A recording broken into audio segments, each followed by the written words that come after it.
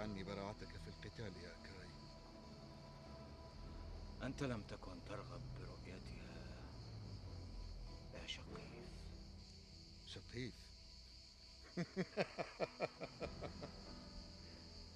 لقد أعجبتني يا كاي، ومنذ الآن أنت سيفي الذي أقاتل به.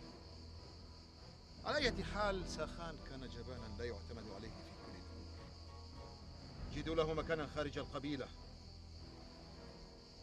خذ كل ما يملك ساخان